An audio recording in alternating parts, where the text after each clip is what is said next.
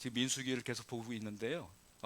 기억나실지 모르겠어요. 가데스 바네아까지 도착을 했다가 이제 들어가면 돼요. 가나안 땅으로 40년 동안 방황하다가 들어가면 되는데 어떤 일이 있었냐면 에돔 왕이 우리 땅으로는 절대로 못 들어간다라고 말을 했어요. 그래서 에돔을 통과하면 바로인데 못 들어가게 된 거예요. 그래서 이스라엘 사람들이 어떻게 하느냐면 밑으로 갔다가 북쪽으로 다시 돌아가. 그러니까는 우리가 알다시피 맨 밑에는 에시온 갭이라는 항구가 있는데요.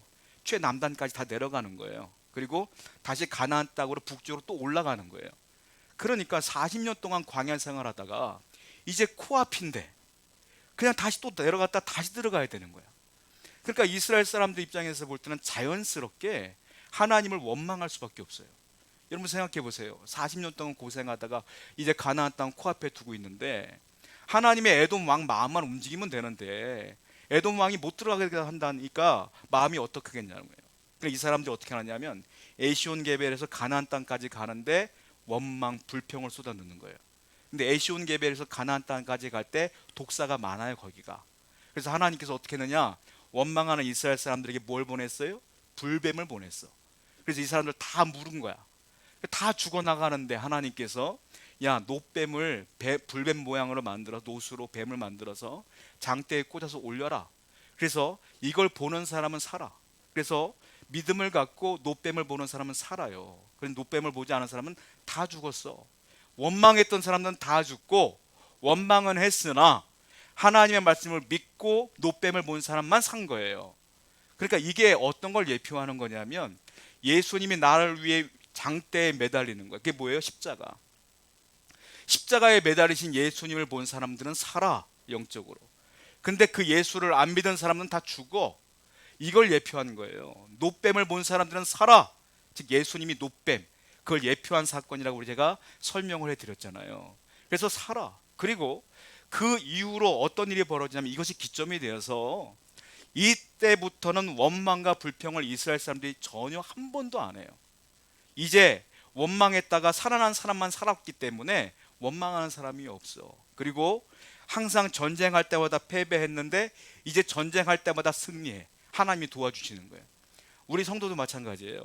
예전에 내가 죄인이었을 때는 맨날 두려웠고 내 인생 가운데 실패가 있었고 괴로움이 있었으나 예수 그리스도를 믿음과 동시에 내 안에 평안이 오고 죄의식이 사라지고 은혜가 있고 감사가 오며 내가 이제 인생을 살아가는데 이제부터는 주님과 함께함으로 승리의 인생이 된 거예요. 이것 또한 하나님이 예표한 사건이다 라는 거예요. 그걸 제가 설명해 드렸어요. 자, 이제 불뱀 사건을 통하여 전과 후로 나눠진다고 말씀드렸잖아요. 이전까지는 늘 원망했던 사람들이 이 이후에는 원망과 불평을 안 해요. 그리고 전쟁을 할 때마다 승리하게 되는데 이제 가나안을 목전에 둔 겁니다. 여리고성이 있고요. 그 앞에 요단강이 있어요. 그리고 이스라엘 사람들이 지금 어디 있냐면 요단강 동편에 모압 평지에 자리를 잡고 있는 거야. 이제 가나안 땅에 들어가는 거예요. 하나님께서 이 이스라엘 사람들에게 주의사항을 말씀해 주셔요. 이제 너희들은 정복 전쟁을 치룰 텐데 주의사항이 있다. 그게 뭐냐면 자, 너희들의 형제와 너희들의 원수를 잘 구별하라 이렇게 말씀하셨어요. 이걸 잘 구별해야 된다. 그리고 너희들의 형제가 누구냐? 에돔 민족이다. 모압이다. 암몬이다. 그들과는 절대 싸우지 말라고 하나님께서 이 전쟁을 준비하는 이스라엘에게 말해요. 그리고 너희들의 적은 누구냐? 가나안에 정착하고 있는 일곱 족속이다. 가나안의 일곱 족속과만 싸우고 에돔, 모압, 암몬하고는 싸우지 마. 이렇게 말하고 있어요. 에돔, 모압, 암몬이 왜 형제일까요? 하나님께서 이렇게 말씀하셨어요. 먼저 에돔에 대한 말씀을 해볼게요. 신명기 2장 5절입니다. 읽어봅시다. 시작.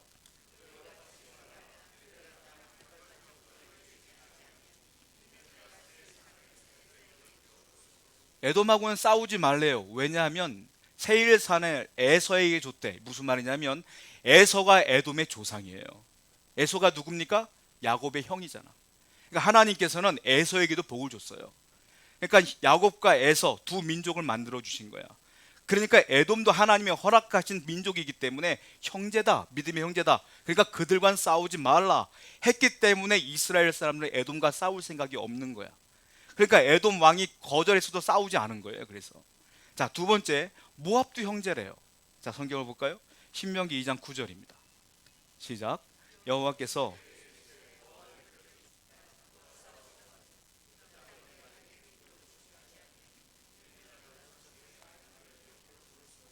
모압도 싸우지 말래요. 왜냐하면 모압의 조상이 누구냐? 자, 소돔과 고모라가 멸망을 합니다. 그때 소돔과 고모라에서 롯하고 두 딸만 살아남았어요. 아시죠?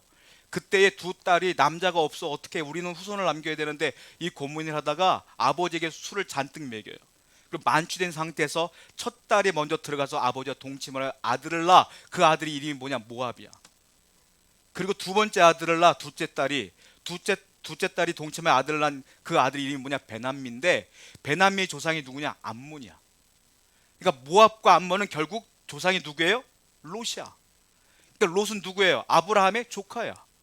그러니까 그들도 형제니까 싸우지 말라고 말씀하신 거예요. 모압도. 자, 암몬에 대한 얘기도 볼까요? 신명기 2장 13, 19절입니다. 시작.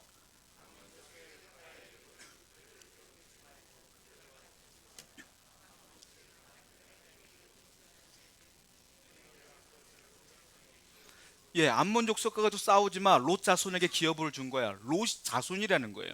그러니까 에돔은 에서의 자손이요, 모압과 암몬은 롯의 자손이니까 니들이 가나안 땅에 들어가면 모압도 있을 것이고 암몬도 있을 것이고 에돔도 있는데 그들과는 절대로 다투지 말아라. 다 형제다. 그리고 누구랑 싸우느냐? 가나안 7족속과만 싸워라. 그리고 그 땅을 정복하라 라고 말씀하시는 거예요.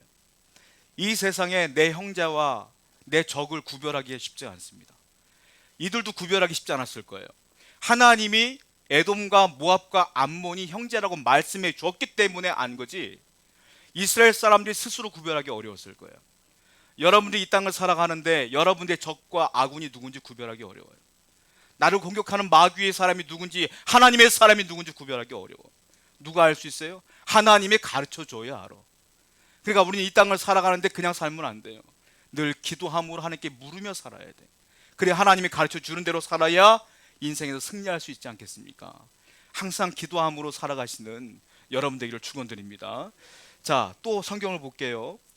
민수기 22장 3절입니다. 한번 읽어보겠습니다. 시작.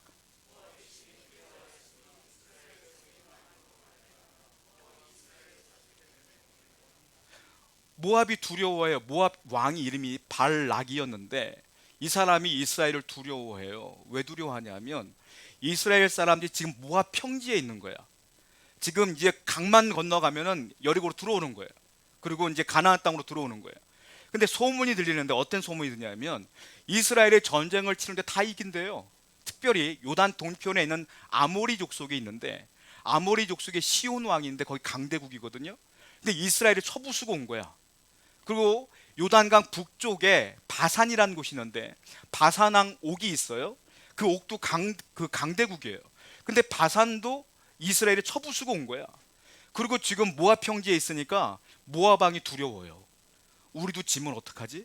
나는 두려움에 표현하고 있는데 이거는 두려워할 필요가 없는데 두려운 거야. 왜? 하나님이 뭐라 그랬어요? 모압과는 싸우지 말라. 이스라엘은 모압과 싸울 생각이 전혀 없어요. 그런데 모압 왕은 하나님 말씀을 모르니까 이스라엘이 두려운 거야. 그러니까 모압은 이스라엘과 전쟁 준비하고 있고 이스라엘은 전쟁 준비를 안 하고 있는 거예요. 싸울 생각이 전혀 없어. 그런데 이 모압 왕이 그냥 싸우면 질 것 같으니까 술수를 부리는데 어떻게 하냐면, 야, 이 땅에 국제적으로 세계적으로 가장 유명한 점쟁이가 있지, 무당이 있지. 그 무당의 이름은 발람이에요. 모압 왕은 발락이고 이름이 헷갈려요.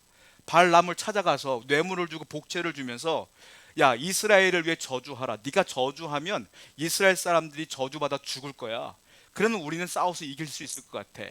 그래서 이 발람에게 자신의 귀족과 자신의 신하들을 뇌물을 통해 보내는 장면이 나오게 돼요. 우리나라 사극 같은 걸 보면 누구를 저주할 때 무당들이 인형 같은 데 막 바늘 꽂잖아요. 막 바늘 꽂고 불태우고 그러잖아요. 이런 사수를 행하는 거예요. 그렇게 시키는 거야. 그래서 이스라엘 저주하게끔 하는 것이다 라는 거예요. 자, 이 발람이라는 선지자가 있는데요, 이 발람이라는 사람은 성경에 누누이 말하는데 거짓 선지자라고 말하고 있어요. 그런데 성경을 읽어보시면 알겠지만 이 발람이 어느 날은 거짓 선지자 같은데 어떨 때는 하나님의 사자 같고 어떨 때는 하나님의 음성을 듣기도 하고 성령을 받기도 하고 어쩔 때는 죄를 짓기도 하고, 이게 정체가 불분명한 사람이 발람이에요. 성경을 보시면 알아요. 저도 잘 모를 때는 이 사람이 하나님의 선지자가 맞아? 거짓 선지자야? 도대체 정체가 뭐지? 이렇게 헷갈릴 때가 많았단 말이에요. 왜냐하면 발람에게 성령이 임해요. 거짓 선지자인데. 그러니까 이때부터 헷갈리기 시작해. 성경을 볼까요? 민수기 24장 2절입니다. 시작.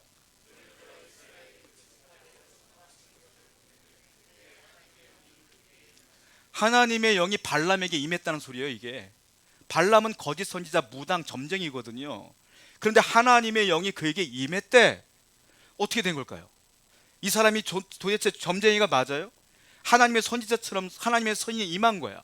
거기다가 더한 게 벌어지는데, 하나님의 영이 임하니까 이 사람이요 예언을 하는데, 앞으로 예수님이 이 땅에 오실 것을 예언을 해요. 이 발람이. 볼까요? 민수기 24장 17절입니다. 읽어보겠습니다. 시작.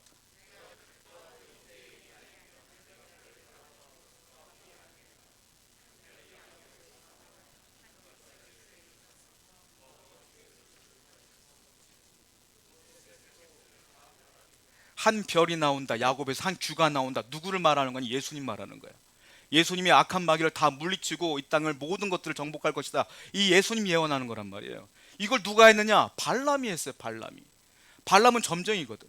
사수를 행하는 자거든. 무당이거든. 거짓 선지자거든. 이때부터 헷갈리기 시작하는 거예요. 이 사람이 선지자냐? 하나님의 영이 임했고 하나님의 예언을 하는 사람인데 어떻게 된 거냐? 자, 제가 말씀드릴게요. 성령은 사도행전 2장에 보면 마가의 다락방에서 기도할 때 성령이 임했어요. 그거는 최초로 표면적으로 성령이 임하신 사건이에요. 그런데 구약의 하나님의 영이란 이름으로 성신이 임할 때가 있는데, 구약 성경에서는, 자, 신약에서는 누구에게 임하느냐? 하나님을 믿는 자에게 임해요, 성령이. 근데 구약에는 어떻게 임하냐면 하나님의 뜻과 하나님의 목적을 이루기 위하여 하나님께서 때때로 하나님을 믿지 않는 자에게도 성령을 부어주셔요. 왜? 정신 차리라고, 내 말을 전하라고. 예를 들자면 바벨론 왕 느부갓네살왕이 있어요. 이 사람은 하나님 믿는 사람이 아니야. 이스라엘 점령한 사람이야. 그런데 느부갓네살 왕에게도 성령이 임해요.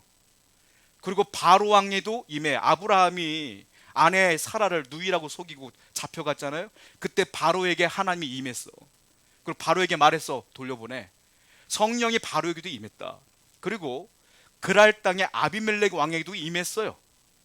그리고 우리가 잘 알다시피 바사왕 고레스가 하나님의 말씀을 듣고 칙령을 내려서 이스라엘 사람들을 포로 귀환시켜 버렸어. 그것도 하나님의 영이 임한 거야.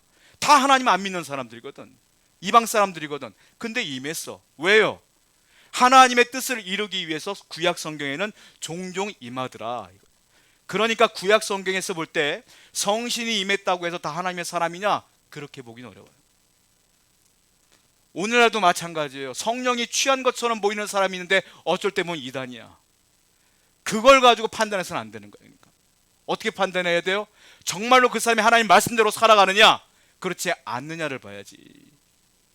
성신이 임했느냐 안 임했느냐, 그걸 우리가 판단하는 게 어려운 거예요. 그러니까 이 발람에게도 하나님의 영이 임했다. 구약과 신약을 보면 이 발람을 계속 말하는 게 거짓 선지자다라고 얘기하고 있거든요. 성경을 보겠습니다. 민수기 24장 1절입니다. 시작.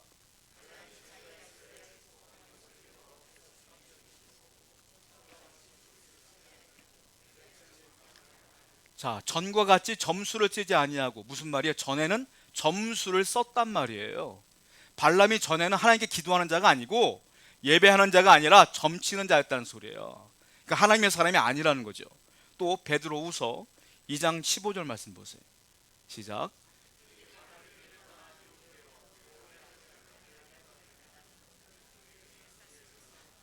발람은 누구냐? 바른 길을 떠나 미혹되어 미혹하는 사람이라 이거예요. 하나님의 바른 길을 걷는 사람들 미혹하는 자가 누구냐? 발람이라. 그러니까 이 사람 거짓 선지자라는 거예요. 또 보세요. 유다서 1장 11절입니다. 시작. 화 있을진저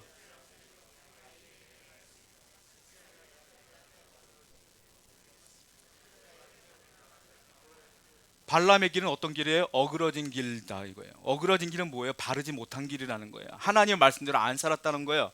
그러니까 발람은 성경 구약과 신약에 계속 말하는 게 뭐냐면 거짓 선지자다. 그러니까 저주를 퍼부을 때 발람의 길을 따르는 자 이렇게 표현한단 말이에요. 그러니까 여러분 헷갈리지 말라고요. 성신이 임했다 하나님의 사람인가 헷갈리지 말라고요. 이 사람은 분명히 거짓 선지자예요. 자, 오늘 본문을 보면 어떤 이야기가 있냐면 발람이 이스라엘을 저주합니다. 그런데 하나님께서 이스라엘을 보호하는 장면이 나와요. 자, 1절부터 7절을 보게 되면 이스라엘 백성들은 지금 뭐하고 있냐? 모압 땅에 진치고 있는 거예요. 그런데 발락이라는 모압 왕과 발람이라는 거짓 선지자가 힘을 합쳐서 이스라엘을 멸망시키고자 저주를 퍼붓고자 작전을 짜고 있는 장면이다. 성도도 마찬가지예요. 성도도 이 세상을 살아가는데 끊임없는 위협을 받고 있어요. 누구에게? 마귀에게. 마귀는 여러분들에게 무서운 모습으로 오지 않아요. 여러분들을 미혹해요. 내가 좋아하는 것들로 하나님의 바른 길로 가지 못하도록 미혹하고 함정 파놓고 신앙생활 제대로 못하게 만드는 게 마귀다. 그러니까 성도는 늘 각성하고 깨어 있어야 돼. 어떻게 각성하고 어떻게 깨어 있어야 돼요? 기도와 말씀으로 평생을 하늘나라 가는 날까지 기도와 말씀을 끊이지 않고 해 나가야 된다. 그래야 하나님 뜻을 알 수 있어요. 자, 어떻게 저주를 퍼붓느냐면 모압 왕이 사람들을 보내요 발람의 고향으로 보냅니다. 메소포타미아 지역에 있는 부돌이라고 하는 땅에 발람이 살고 있거든요. 거기에 친아들을 보내요. 어떻게 보냈냐? 은, 금, 보화를 잔뜩 실어서 보내요. 그리고 이 물질을 받고 이스라엘을 대신 저주해다오라고 말하는 거예요. 민수기 22장 6절입니다. 시작. 우리보다 강하니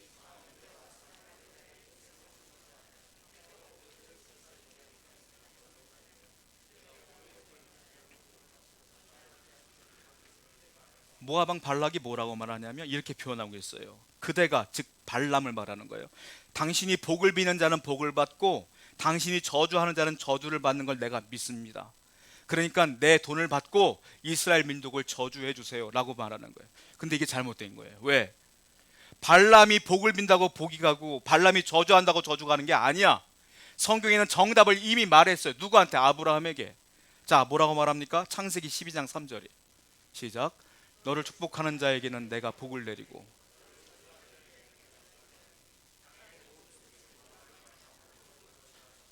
아브라함을 축복하는 자에게는 하나님의 복을 주시고요, 아브라함을 저주하는 자에게는 하나님이 저주하신대.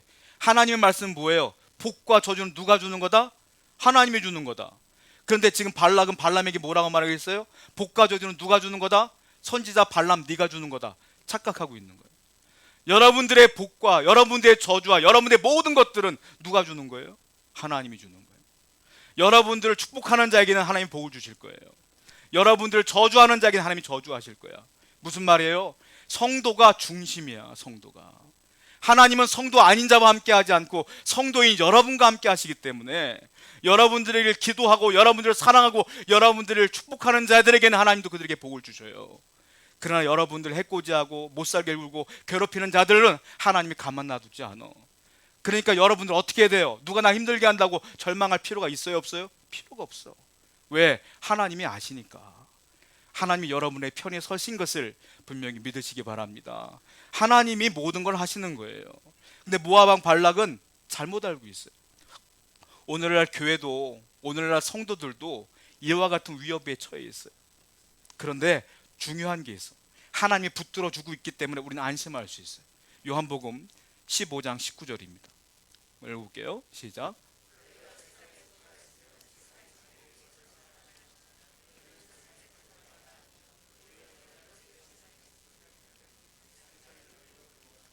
세상은 원래 우리를 미워해요.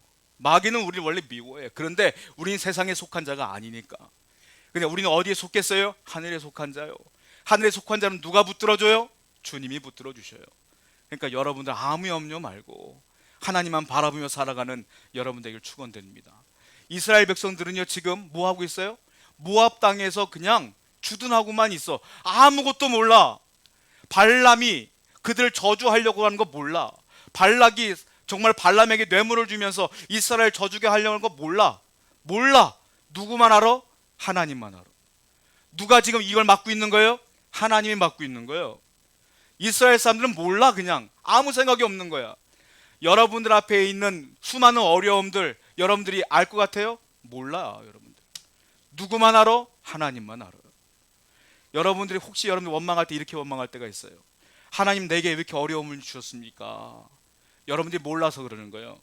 그 어려움은 성경에 분명히 써 있어요. 네가 감당할 시험 받기는 내가 허락하지 아니하겠노라. 하나님이 여러분들이 감당할 수 있으니까 그 고난을 주신 거고, 감당할 수 없는 고난은 하나님이 이미 막고 있는 거예요. 우린 몰라. 하나님만 아셔. 이스라엘 사람들은 몰라. 하나님이 알고 있으니까 하나님이 지금 발람에게 막고 있는 거예요. 못하게 하는 거예요. 그러니까 성도는 하나님이 눈동자와 같이 보호하고 있음을 믿으셔야 돼요. 이 세상에 어떤 일이 있어도 하나님은 여러분 편이에요. 분명히 믿으시기 바랍니다. 자, 두 번째는 무슨 일이냐면 이 발람이 하나님 말씀에 도전을 합니다. 이게 8절부터 21절까지 있는데, 자, 발람에게 보냈어요. 사신들을. 그리고 발람에게 도착했어. 이 사신들을 보면 만약에 이 발람이 진짜 선지자라면 어떻게 되겠어요? 야, 이스라엘을 저주해다오 라고 말했다. 어떻게 되겠어? 진짜 선지자라면.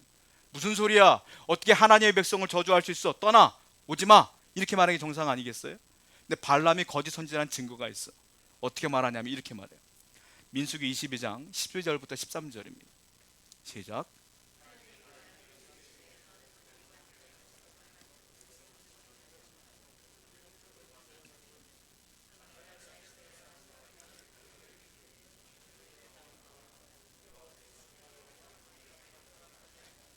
발람이 그들 쫓아내지 않고요. 어떻게 하냐면, 야, 내가 하나님께 물어볼게. 우리 집에 하룻밤만 자고 가. 이렇게 말하고 기도하는데, 하나님은 발람에게 말씀하시지 않아요. 원래 거짓 선지자이기 때문에. 근데 오늘은 말씀하셔. 오늘은 말씀하시는 거야. 발람이 저주할까요 말까요 모르는 신에게 기도했는데 하나님이 말씀하시는 거예요. 뭐라고 말했냐면, 그 백성을 저주하지도 말고, 그들은 복을 받은 자니까 그들을 따라가지도 말고 저주하지도 말아라. 이스라엘은 복을 받은 자들아. 아마 발람은 이때 하나님 말씀을 처음 들었을 거예요. 하나님은 당신의 목적을 위해서 지금 말씀하시는 것 뿐이니까 처음 들었을 거야. 그러니까 놀랬겠죠. 놀랐으니까 부담스럽고 겁났겠죠. 그러니까 어떻게 돼요? 뒤에 말씀에 보니까 발람이 그 사신들에게 뭐라고 말하냐면, 야, 내가 기도했더니 하나님이란 분이 나한테 말하더라. 니네 따라가지 말란다. 그러니까 니들 그냥 가라. 이렇게 말하고 있어요. 은혜롭죠? 발람이 순종하는 것 같죠? 그렇지 않아요. 이 말씀의 뉘앙스를 잘 보셔야 돼요. 여러분, 어린 시절 때 저는 시골에서 자랐기 때문에 집에서 있으면 친구들이 저녁만 되면 놀러 가재. 저녁만 되면 저녁 먹을 때쯤 집에서 문을 두들겨. 친구들이 노여가 막 불러요. 아버지들 눈치를 보면서 잠깐 친구들한테 잠깐 아버지 허락 받고 올게. 물어봐요. 아버지가 허락하겠어요? 해가 뉘어지는데, 야, 이놈아 공부해야지. 밥 먹어. 가지마. 이렇게 말한단 말이에요. 그럼 저 어떻게 해요? 친구한테 갖고, 야, 아버지가 가지 말란다. 이렇게 말하잖아요. 자, 순종했어요. 아버지 말씀에. 뉘앙스를 잘 보셔야 돼. 야, 아버지 가지 말란다. 야, 이건 뭐예요? 나는 가고 싶어. 나는 가고 싶은데 억지로 못 가는 거야. 지금 발람이 말하는 거예요. 은금을 보니까 눈이 돌아갔어요. 이 사람이. 일단 그 돈을 갖고 싶어. 기도라는 걸 해봤는데 진짜 하나님 말씀하시네. 가지 말래. 근데 말씀하시는 게 신이 살아있는 거 아니야. 그러니까 무서워. 가면 안 될 것 같아. 근데 이렇게 말하는 거야. 야, 하나님이 가지 말란다. 그냥 니들 가라. 이렇게 말하는 거라는 거예요. 지금 이건 순종이 아니야. 이거는 발람이 진짜 선지자이기 때문에 이렇게 말씀하시는 게 아니라는 거예요. 자, 여기서 성경 말씀 한번 더 볼까요? 민수기 22장 17절 말씀입니다. 시작.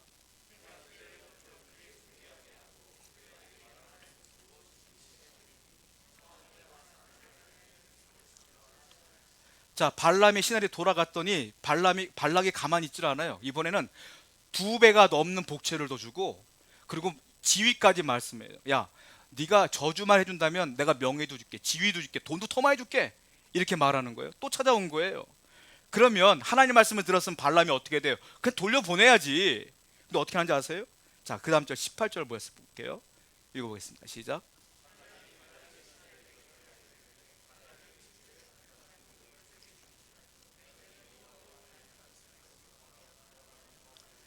여기까지 보면 굉장히 은혜로워. 순종하는 것 같아. 근데 뒷절이 더 있어. 뒤에 볼까요? 그 다음 절 19절 시작.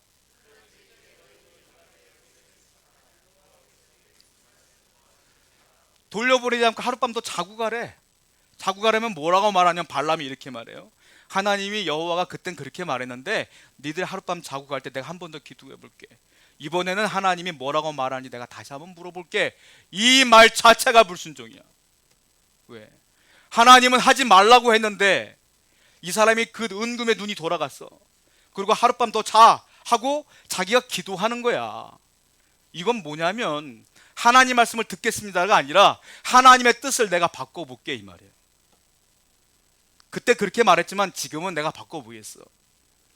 여러분들은 성도는 다 기도를 합니다. 기도를 하는데 대부분 어떻게 기도하는지 아세요? 하나님 이거 해주세요. 이거 해주셔야 돼요. 저렇게 해주셔야 돼요. 기도는 그게 기도가 아니에요. 기도는 하나님의 말씀을 듣는 게 기도예요.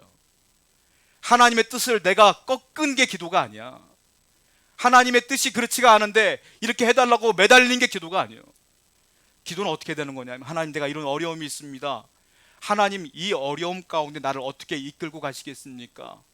이끌고 가시는 대로 순종하겠습니다. 이게 기도예요. 이것을 해결해 달라고 매달리는 건 기도가 아니에요. 지금 발람이 뭐하고 있냐면 하나님의 뜻을 꺾어보겠다는 거예요. 잘못된 기도를 하고 있어요. 즉 하나님의 말씀을 왜곡하는 거예요. 하나님의 말씀을 그대로 받아들이지 못하고 불순종하고 있는 장면이다. 민수기 22장 20절입니다. 시작.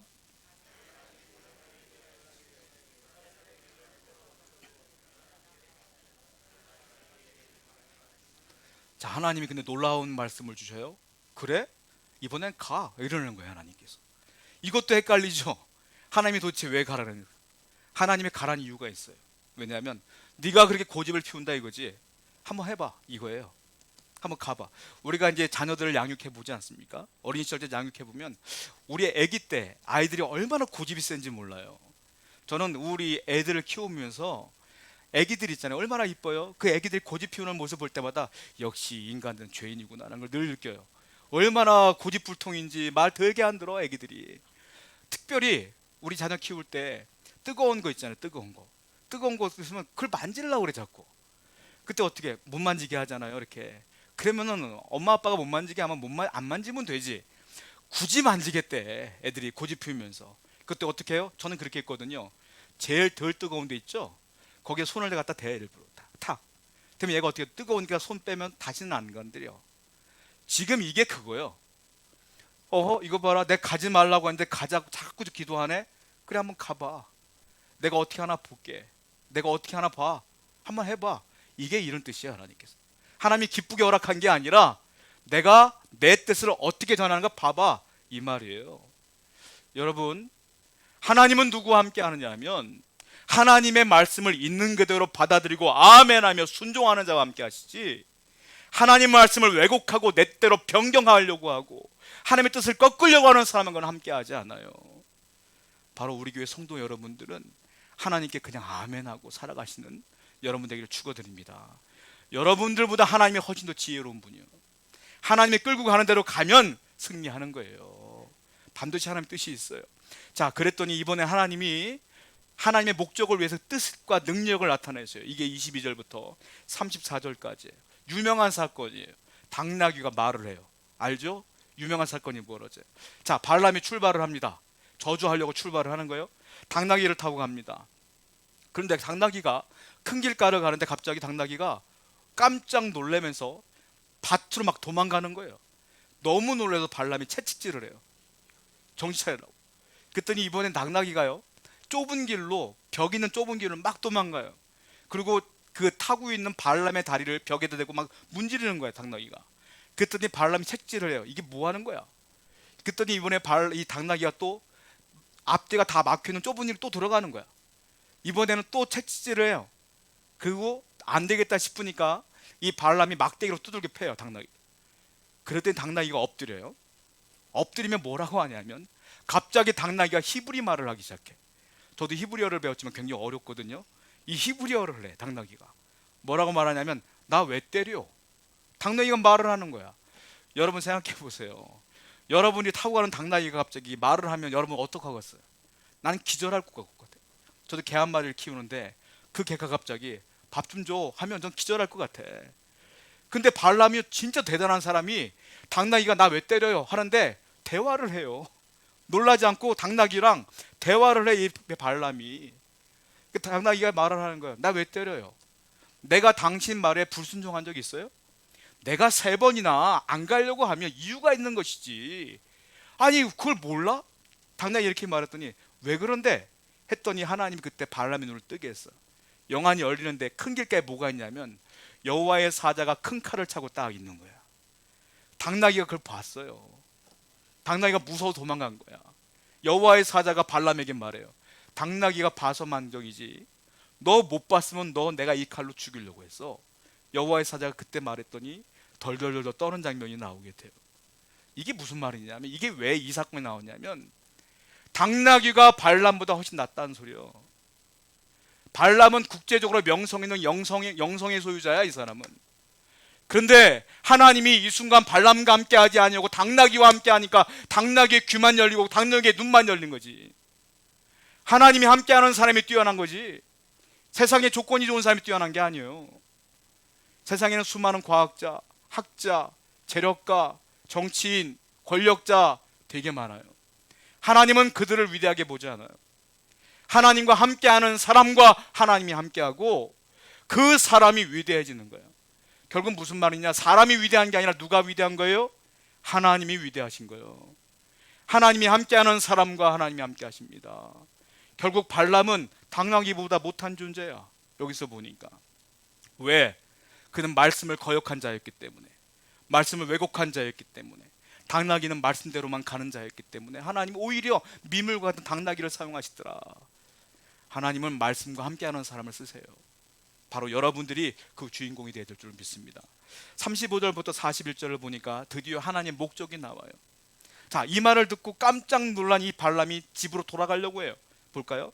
민수기 22장 34절입니다. 시작.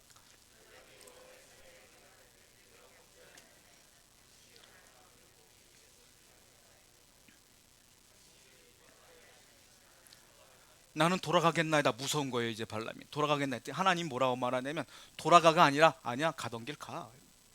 가던 길 가고 모압 왕 발락을 만나고 제사를 지내. 그리고 네가 하고 싶은 대로 저주를 퍼들래 마음대로 해. 근데 저주를 퍼부려고 하는 순간 어떻게 하는지 아세요? 여호와의 영이 임하면서 그 입술이 축복으로 바뀌어요. 그리고 저주하였던 발람의 입이 이스라엘을 축복하는 장면이 나오게 돼요. 나중에 보면. 그리고 이스라엘을 축복하니까 발락이 화가 나서 왜 축복하냐? 나도 모르겠다. 계속 축복이 나오는 거예요. 하나님이 입술을 주관하는 거예요. 하나님이 된다면 되는 거고, 하나님 막으면 안 되는 거예요. 사람이 된다, 하나님이 안 된다. 될까요? 안 될까요? 안 되는 거야. 하나님이 이 모든 것들, 이 목적을 이루기 위하여 불신자였던, 정말로 점쟁이였던 발람까지 사용하는 걸 보게 돼요. 이스라엘 백성들은 뭐 했어요? 아무것도 안 했어. 그냥 모압 평지에서 아무 생각 없이 있었어. 이 치열한 전투는 누가 치르고 있는 거예요? 하나님이 치르고 있는 거예요. 결국 복은 누구한테 임한 거예요? 이스라엘 백성에게 그대로 임한 거예요. 여러분들은 몰라요. 지금 영적인 세계에서 어떤 일이 벌어지는지 여러분들은 몰라. 하나님은 아셔. 하나님은 여러분들을 위하여 복을 주기 위하여 노력하고 있어. 지금도. 여러분, 은혜가 뭡니까? 복이 뭡니까? 우리가 뭘 잘해서 은혜 받아요? 잘해서 복 받아요? 구원 받아요? 아니야. 하나님이 주신 거야. 그냥 그게 복이요, 그게 은혜야. 오늘도 우리 부족하지만 하나님이 지금 여러분들에게 은혜를 주고 있음을 믿으시기 바랍니다. 반드시 이번 일주일의 삶 속에서도 하나님께서 역사하실 줄로 믿으시기 바랍니다. 기도하겠습니다. 우리 말씀